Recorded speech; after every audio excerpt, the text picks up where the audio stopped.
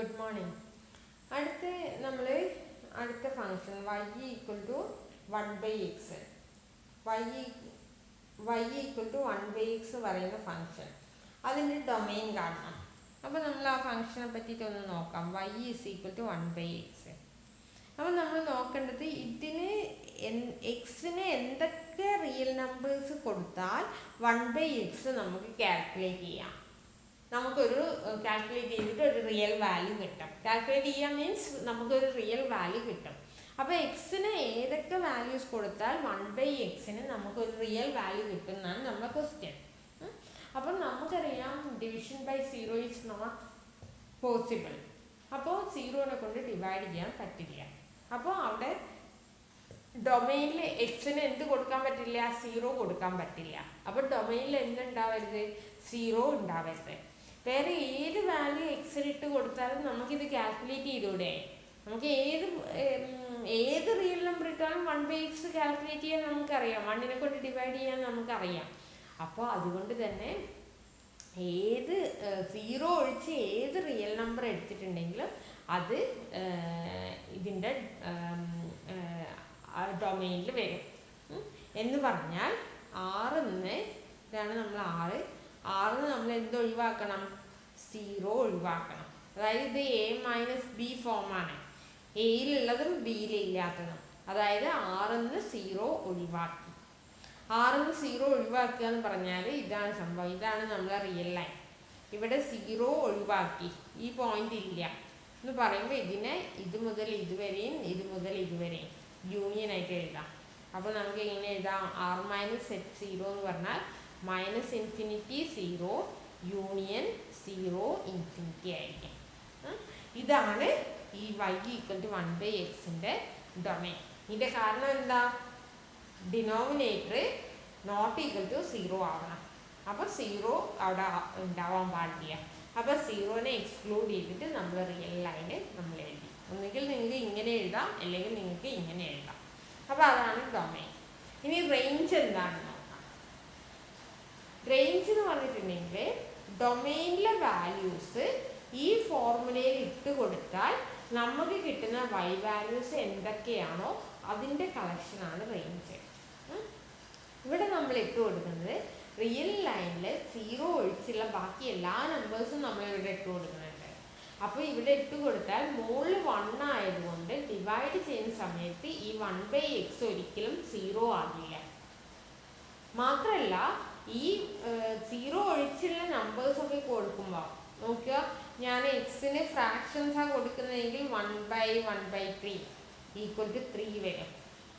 അപ്പോൾ എക്സ് 1നേക്കാളും ചെറുതുള്ളത് കൊടുത്തിട്ടുണ്ടെങ്കിൽ 1/x 1നേക്കാളും വലുതായിട്ട് കിട്ടും.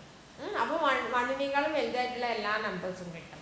ഇനി എക്സ് വലിയ നമ്പേഴ്സ് ആണെങ്കിൽ എക്സ് ഒരു 5 ആണെങ്കിൽ 1/5 ഫ്രാക്ഷൻസ് കിട്ടും. അപ്പോൾ എല്ലാ ഫ്രാക്ഷൻസും കിട്ടും. പക്ഷേ ഇതൊരിക്കലും 0 കിട്ടില്ല. കാരണം ഇത് 1/x ആണ്. 1നെ ഏത് നമ്പർ കൊണ്ട് ഡിവൈഡ് ചെയ്താലും നമുക്ക് 0 കിട്ടില്ല. അതുകൊണ്ട് 0 നമുക്ക് y വാല്യൂ ആയിട്ട് കിട്ടില്ല. അപ്പോൾ നമ്മൾ റേഞ്ച് എന്ന് വെച്ചിട്ടുണ്ടെങ്കിൽ 0 ഒഴിച്ച് ബാക്കിയല്ല. അപ്പോൾ ഇവിടെയും റേഞ്ച് R-H0 ആണ്. അതായത് -∞ 0 യൂണിയൻ 0 ഇൻഫിനിറ്റി. അതാണ് ഇവിടെ ഉള്ളത്. അടുത്ത function y equal to √x ആണ്. y ഈക്വൽ ടു √x നമ്മൾ നേരത്തെ പറഞ്ഞതുപോലെ തന്നെ നമ്മൾ നേരത്തെ പറഞ്ഞിട്ടുണ്ട്. എന്താണ് റൂട്ട് കാൽക്കുലേറ്റ് ചെയ്യണമെന്നുണ്ടെങ്കിൽ റിയൽ നമ്പേഴ്സ് ആയതുകൊണ്ട് റൂട്ട് കാൽക്കുലേറ്റ് ചെയ്യണമെന്നുണ്ടെങ്കിൽ റൂട്ടിൻ്റെ അകത്ത് നെഗറ്റീവ് വാല്യൂസ് വരാൻ പാടില്ല. അപ്പം y is equal to √x ആണെങ്കിൽ ഈ റൂട്ടിൻ്റെ അകത്തുള്ള എക്സ് എങ്ങനെയായിരിക്കണം?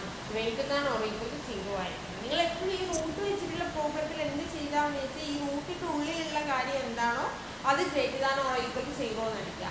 എന്നിട്ട് അതിൻ്റെ എക്സ് എങ്ങനെയാണെന്ന് എടുക്കുക, അതിൻ്റെ എക്സ് ഡിറൈവ് ചെയ്തെടുക്കുക. ഇവിടെ ഡയറക്റ്റ് ആയിട്ടുണ്ടെങ്കിൽ x greater than or equal to 0 ആണ്.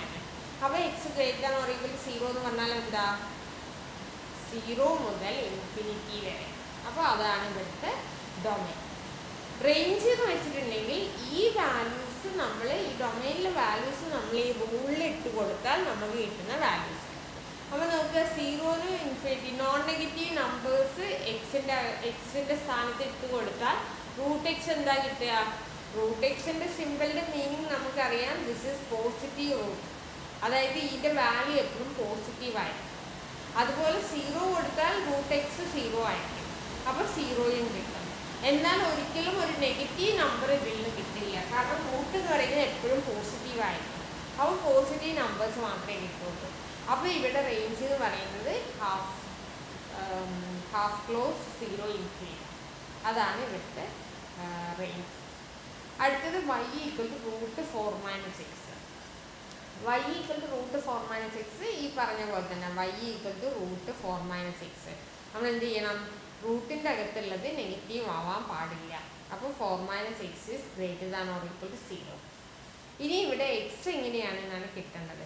അപ്പോൾ എക്സിന് ഒരു സ്ഥലത്ത് ഒറ്റയ്ക്ക് നിൽക്കണം.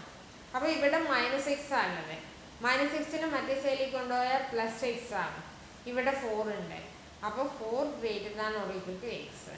ഇത് തിരിച്ചെഴുതിയാൽ x less than or equal to 4. x less than or equal to 4 എന്ന് പറയുന്ന സമയത്ത് നമുക്ക് എന്ത് പറയാം? ഡൊമെയിൻ എന്തായിരിക്കും? ഡൊമെയിൻ വെച്ചിട്ടുണ്ടെങ്കിൽ എക്സ് 4-നേക്കാളും ചെറുതായിരിക്കും. 4-നേക്കാളും ചെറുതായിരിക്കും എന്ന് പറഞ്ഞിട്ടുണ്ടെങ്കിൽ നിങ്ങൾക്കിത് മനസ്സിലാക്കാൻ ബുദ്ധിമുട്ടുണ്ട്. റിയൽ ലൈൻ വരയ്ക്കുക, 4 എടുക്കുക.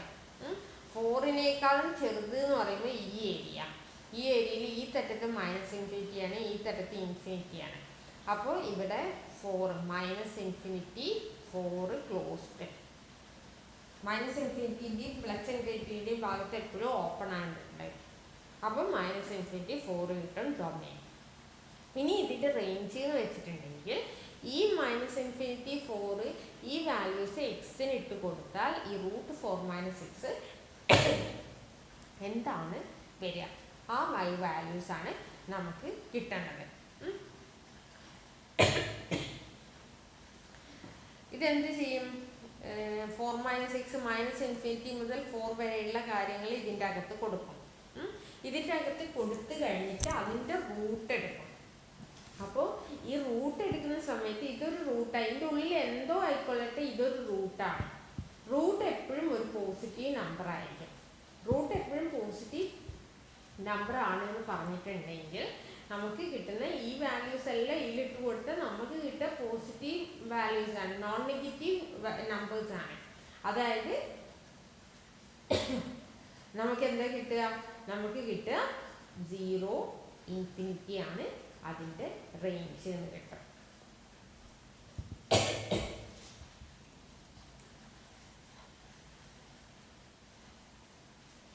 നമുക്ക് ഇത് വെച്ചിട്ട് കുറച്ച് പ്രോബ്ലംസ് ചെയ്യണം. അപ്പോൾ ഞാൻ ആദ്യം നിങ്ങൾക്ക് ഈ പ്രോബ്ലംസ് എക്സസൈസ് ആയിട്ട് തരാം. നിങ്ങൾ ട്യൂട്ടോറിയലായിട്ട് നിങ്ങൾ ചെയ്ത് വരിക. ചെയ്യാൻ പറ്റുന്നില്ലെങ്കിൽ ഞാൻ ചെയ്തു തരും. അപ്പം നിങ്ങളിതാ എക്സസൈസ് 3 പേജ് നമ്പർ 25-ലാണ്. പേജ് നമ്പർ 25-ൽ എക്സസൈസ് 3. അതിൽ 1 to 6 ഉണ്ട്. ഇതിൻ്റെയൊക്കെ ഡൊമെയിനും റേഞ്ചും കണ്ടുപിടിക്കുക. ഇതാണ് നിങ്ങൾ ചെയ്യേണ്ടത്. ഞാൻ കുറച്ച് ഹിൻറ്റ് തരാം. ഈ പ്രോബ്ലത്തിലാണെങ്കിൽ 1/√4 - z² ആണ്. അപ്പോൾ റാഷണലായിട്ട് വരുമ്പോൾ താഴെ എന്തെങ്കിലും വരുമ്പോൾ ന്യൂമറേറ്ററും ഡിനോമിനേറ്ററും ഉണ്ടെങ്കിൽ ഡിനോമിനേറ്റർ 0 ആകാൻ പാടില്ല.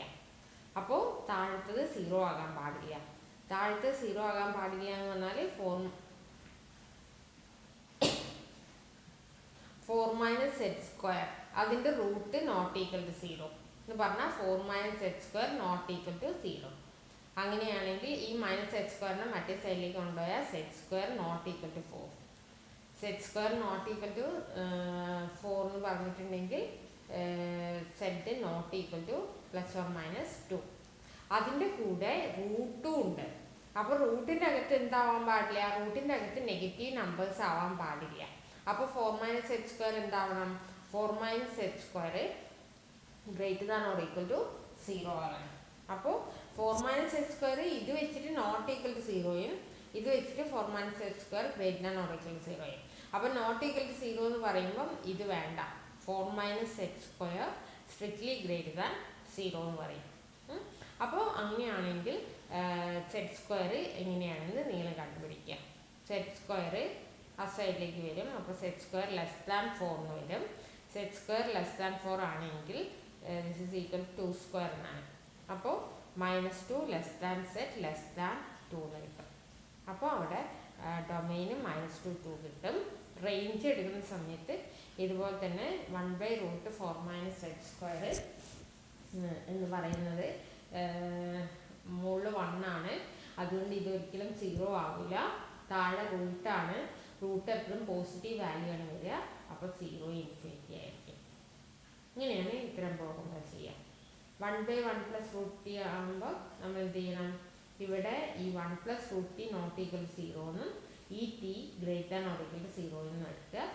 അതിനുശേഷം അത് ചെയ്യുക.